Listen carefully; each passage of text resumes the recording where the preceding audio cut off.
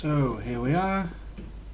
We've just rescued Liara, so let's have a little wander around the ship and go and talk to the people and see what they think of the situation.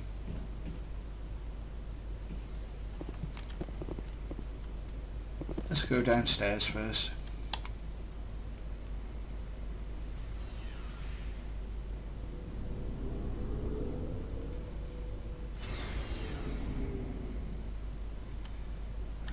And there we have Space Batman.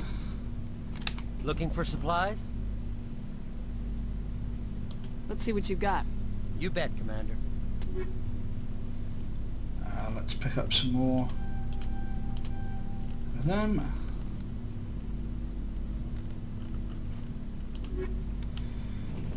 Space Batman. Commander, how are you? Why did you want to be a C-Sec officer in the first place? That's a good question. There were several reasons, I guess. Like what? Probably the same as most officers. I wanted to fight injustice, wanted to help people. I guess my father had something to do with it too. He was C-Sec, one of the best. I grew up hearing about his accomplishments or seeing his picture on the vids after a big arrest. He's taking my resignation pretty hard. I would have liked to have met Garrus's father during the game, just to see why the hell this character became such a bloody daddy's boy. He must have been rather strict with Garrus. That's tough. But you'd think he'd be impressed you're going after Saren. My father's a C-Sec man to the bone. Do things right or don't do them at all, he says. He thinks I'm being too rash, too impatient. He's worried I'll become just like Saren. He actually talked me out of becoming a Spectre when I was younger, for the same reasons. You were asked to be a Spectre. Well, I was targeted as a possible Spectre candidate. Me and about 1,000 other Turian military recruits. I could have received special training, but my father didn't like it. He despises the Spectres. He hates the idea of someone having unlimited power with no accountability. He wouldn't like you, Commander. No offense. I suppose I can understand his concern. You can. But Saren's not going to play by our rules, C-Sec's rules. If you want to nail Saren, you need to send someone who isn't restricted by policies and procedures. Just because you can break the rules doesn't mean you should. I don't need to stoop to Saren's level to stop him. And neither do you, Garrus. I see what you mean, but I'll think about it. Thanks, Commander. I have to admit, in role-playing games I do tend to play the goody-goody. However, there are some moments such as you want to jump over that barrier that I just can't resist. Commander? What's your opinion of the last mission? Not sure I buy Dr. Tassoni's story about her and her mom not talking. They're family, right? I'm not sure I believe it either. It's better to have her where we can see her. That makes sense. Too bad those ruins got destroyed. I mean, they lasted thousands of years. That's impressive. Do you have a few minutes to talk? One-on-one? Sure. I was hoping to get a minute of your time. Off the record. I keep an open door policy. If you have any concerns, lay them on me. All right. I know things are different aboard the Normandy, but I'm concerned about the aliens, Vicarian and Rex. With all due respect, Commander, should they have full access to the ship? Yeah, probably not, to be honest, but I'm the goody. They may not serve the Alliance, Chief, but they're allies. At least as far as Saren goes. This is the most advanced ship in the Alliance Navy. I don't think we should give them free rein to poke around the vital systems. Engines, sensors, weapons.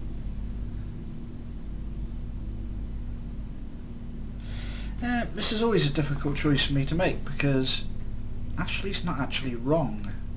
Yeah, you know, you shouldn't be giving these personnel access to the ship since they're not Alliance. Although, to be fair, that's better than in the sequel, where you put the assassin in the life support room. So... You don't trust the Alliance's allies? I'm not sure I'd call the Council races allies. We, humanity, I mean, have to learn to rely on ourselves. Yeah, no, we really don't. Standing up for ourselves doesn't mean standing alone. I don't think we should turn down allies. I just think we shouldn't bet everything on them staying allies.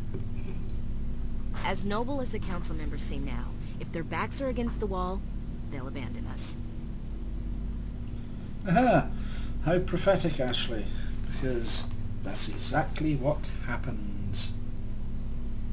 Yeah, the council's had a grudge against us since the first contact war. I don't think it's a grudge. I think it's... Look, if you're fighting a bear and the only way for you to survive is to sick your dog on it and run, you'll do it. As much as you love your dog, it isn't human. It's not racism, not really. Members of their species will always be more important to them than humans are. These seem like deeply held beliefs, Williams. What made you think this way? My family's defended the Alliance since it was founded. My father, grandfather, great-grandmother, they all picked up a rifle and swore the oath of service. I guess we just tend to think of Earth's interests as our own. It doesn't sound like you've worked with aliens before. No, ma'am. Mainly I've been groundside, part of the surface garrison forces. I did get a rotation on a space station for training. Every Marine a rifleman, every rifleman ZG certified. That's odd. Your record is spotless and your technical scores are exemplary. You should be serving with the fleet.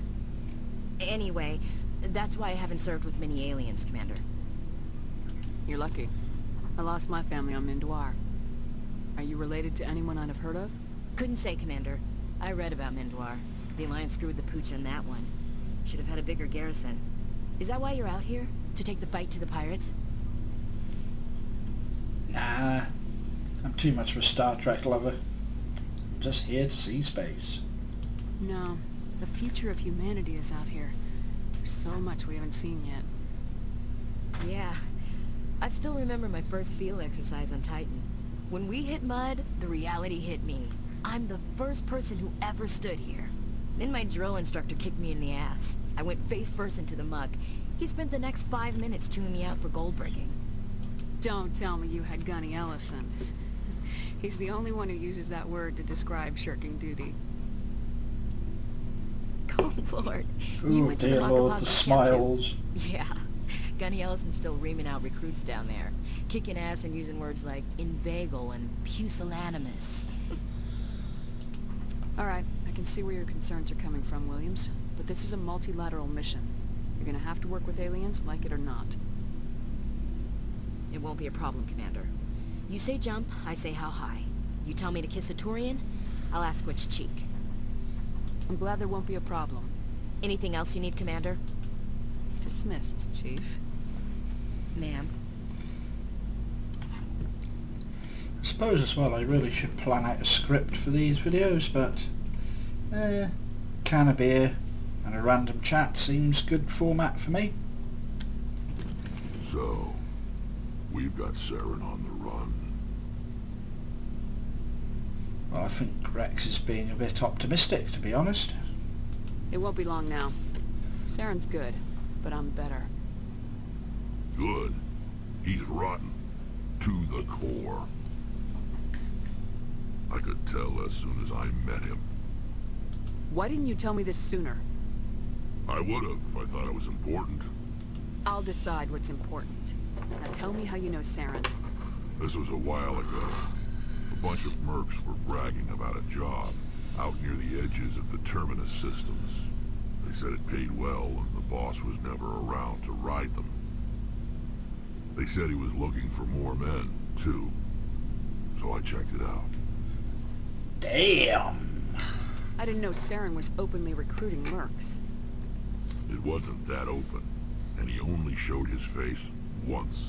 We'd been raiding ships in the area for months when we took out this massive cargo freighter. Our biggest haul yet. I was on board checking bodies for valuables, looking for some extra credits. That's when I saw him. What did Saren want with the ship? I don't know what he wanted. He was just moving through the ship, watching. A couple of the mercs called him by name, but he never spoke to them. never spoke to anyone. I had a really bad feeling about him, so I got the hell out. Didn't even wait to get paid. He should have insisted his wages going straight into his bank account, really, shouldn't he? What kind of cargo was the freighter carrying? What was Saren after? I don't know. All I saw on that ship was food and medical supplies. There were some basic weapons, but nothing big. If there was anything of value on that ship, I didn't see it. That's why I didn't mention it sooner. Whose ship was it? There was a Volus trading vessel. Big one. Lots of guards. But they were no match for us. That's the only time you saw him? Yeah. Didn't even know who he was. Still wouldn't if I hadn't joined up with you. But my instincts were right. Every other merc on that mission turned up dead within a week. Every damn one. So long, Rex. Shepard.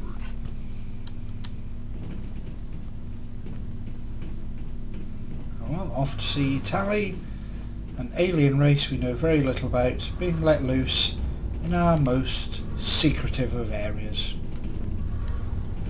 Good work, Shepard. Oh, hello, Shepard. Are you okay?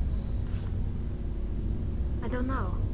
Your ship is amazing, and your crew's been really great to me, especially your chief engineer. But I just sort of feel out of place. The Normandy runs so smooth it feels like we're not even moving, and the engines are so quiet. How do you sleep at night? I find it rather peaceful. Don't worry, you'll get used to it. But it's more than just the silence. This ship feels so empty. It's like half the crew is missing. Back home, I couldn't wait to go on my pilgrimage. I couldn't wait to get away from the crowds. Now that I'm out here, I kind of miss them. Sounds like the pilgrimage isn't just about finding resources for the fleet. Maybe it's about teaching you to appreciate your people and culture. You're probably right. We Quarians spend our whole lives traveling, but really we never leave home. The pilgrimage has given me a whole new perspective on our culture. You know, there's always a few who go on their pilgrimages and never return. I always assumed something bad happened to them, but maybe they just wanted a different life. You do plan to return to the migrant fleet, right? I could never abandon my people, Shepard. I will go back eventually, but we have to stop Saren first. Otherwise, I might not have a home to go back to. I should go. See you later.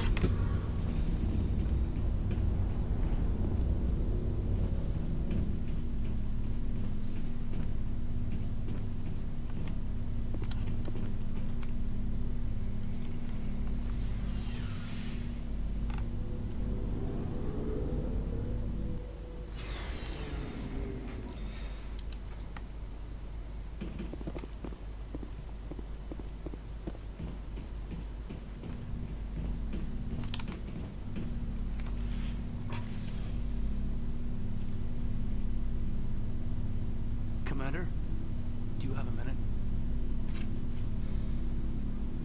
Yeah, may as well, Caden. You mean you're boring as hell, but... I always make time for my officers. Off the record, I think there's something wrong here. This Saren is looking for records on some kind of galactic extinction, but we can't get backup from the Council? Sorry, Commander. There's writing on the wall here, but someone isn't reading. I must admit, I really wish I'd brought another beer with me before I started recording. The Council doesn't want to believe anything's wrong. I'd call it human nature, but... I hear you. It just seems like a group that's been around as long as the Council should see this coming. And it's funny, we finally get out here, and the final frontier was already settled. And the residents don't even seem impressed by the view. Or the dangers. Well, well. You're a romantic. Did you sign on for the dream, Malenko? Secure a man's future in space? Yeah, I read a lot of those books when I was a kid, where the hero goes to space to prove himself worthy of a woman he loves, or, you know, for justice. Maybe I was a romantic in the beginning, but I thought about it after brain camp. Biotic acclimation and temperance training. I'm not looking for the dream. I just want to do some good. See what's out here. Sorry if I got too informal. Protocol wasn't a big focus back in Bot. Interestingly enough, apparently Caden was meant to be a same-sex romance in this game. And dialogue still exists in the files. At least they finally added it for Mass Effect 3, I suppose.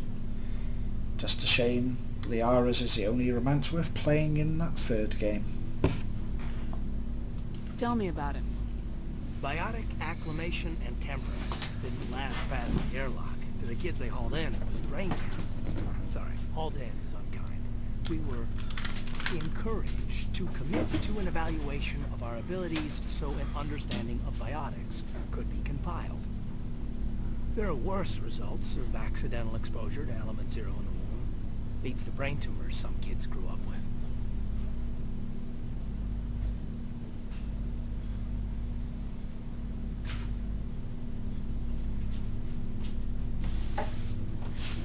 And he's back from the fridge.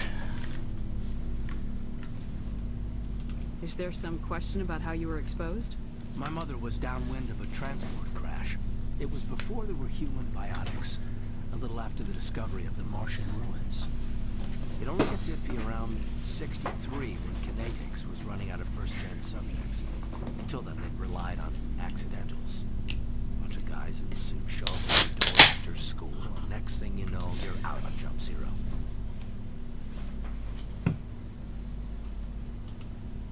Jump Zero is Gagarin Station, right? What's it like? Yeah, that's the official name. Biggest and farthest facility we had for decades. Right on the termination shock, the outer edge of the solar system. It's where they did all the Goose Chase FTL research before we caught on to using mass effect fields. It was a sterile research platform when I was there. There were other kids in the same boat, right? At least you weren't alone out there. That's true. We did have a little circle that'd get together every night before lights out. We didn't have much to do, though. It was a research platform then, and kinetics kept Jump Zero off the extranet to prevent leaks. Ah, yes, time to get physical. When he tries to convince you that nothing went on, he's lying. You were all teenagers. I'm sure you found other ways to occupy the time. I'm not the sort who does that kind of thing, Commander. Not lightly, anyway. There was a girl I spent a lot of time with. We kept our clothes on. Rana. Well, She was from Turkey. little dry humping? Was very rich. But she was smart. And charming as hell. Beautiful. But not stuck up about it. Like you, I guess. Well, Sounds like she was special to you. she was. Maybe she felt the same. But things never felt together. Training, you know.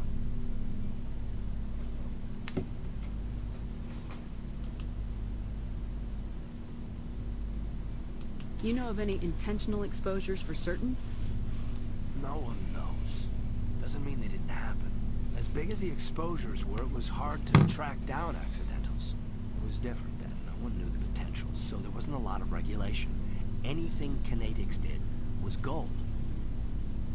I'm not saying they intentionally detonated drives over our outposts, but in retrospect, they were damn quick on the scene. Jump Zero's a long way from home. What was it like? The grand gateway to humanity looks a lot better in the vids. Anyway, this was supposed to be a casual debrief, not a bull session about stuff that happened years ago.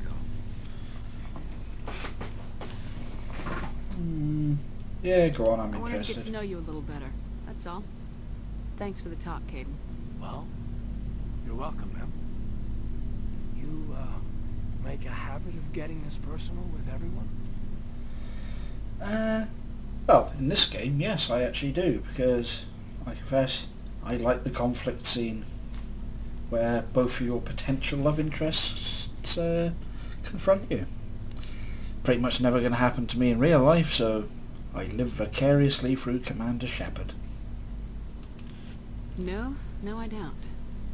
We'll talk again later. I'll need some time to process that, Commander. But, yeah, I'd like that. Right, off we go to confront my little blue love smurf.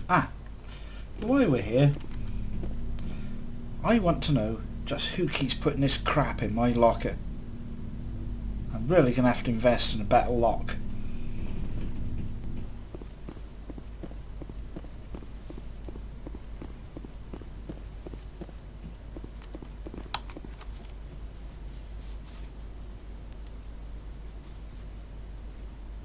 Commander, are you coming to check up on me? I was hoping you were naked, to be honest. You look much better. How are you feeling? Dr. Chakwas assures me I am going to be fine. I was impressed with her knowledge of Asari physiology. You're in good hands. Dr. Chakwas knows what she's doing. I never properly thanked you for saving me from the Geth, Commander. If you hadn't shown up, I'm just glad we got there in time. So am I. I know you took a chance bringing me aboard this ship. I have seen the way your crew looks at me. They do not trust me. But I am not like Benezia. I will do whatever I can to help you stop Saren. I promise. Don't worry, Liara. I trust you. I know you won't let me down. It means a lot to hear you say that, Commander. Thank you. Tell me about yourself, Liara. Me? I am afraid I am not very interesting, Commander. I spend most of my time on remote digs, unearthing mundane items buried in long-forgotten Prothean ruins. Sounds dangerous. And lonely. Sometimes I would run afoul of indigenous life forms or stumble across a small band of mercenaries or privateers. But I was always careful. Until the Geth followed me to Artemis Tau. I never found myself in any situation my biotics could not handle. As for the solitude, well, that is one aspect that most appealed to me. Sometimes I just need to get away from other people. I understand that feeling. You don't like other people? I suppose it comes from being a matriarch's daughter. People expected me to follow in Benezia's footsteps. They wanted me to become a leader of our people. Matriarchs guide their followers into the future. They seek the truth of what is yet to come. Maybe that's why I became so interested in the secrets of the past. It sounds so foolish when I say it out loud. It sounds like I became an archaeologist simply to spite Benezia. All children rebel against their parents. It's a natural part of growing up. Aha, you share the wisdom of the matriarch, Shepard. That is exactly what Benezia said when I told her of my decision. But there was more to it than that. I felt drawn to the past. The Protheans were these wondrous, mysterious figures. I wanted to know everything about them. That is why I find you so fascinating. You were marked by the beacon on Eden Prime. You were touched by working Prothean technology. Sounds like you want to dissect me in a lab somewhere. What? No! I did not mean to insinuate. I never meant to offend you, Shepard.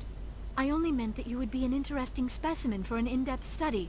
No, that's Or you even could go in worse. depth for me, sweetheart. Calm down, Liara. I was only joking. Joking? Oh, by the goddess, how could I be so dense? You must think I am a complete and utter fool. Now you know why I prefer to spend my time in the field with data disks and computers. I always seem to say something embarrassing around other people. Please, just pretend this conversation never happened. I should go. Goodbye, Shepard. Right, this is where we're going to end this episode. Mainly because I'm too drunk to continue and want to go to bed. You lucky devils have finally got to hear my voice. So, I shall see you all next time.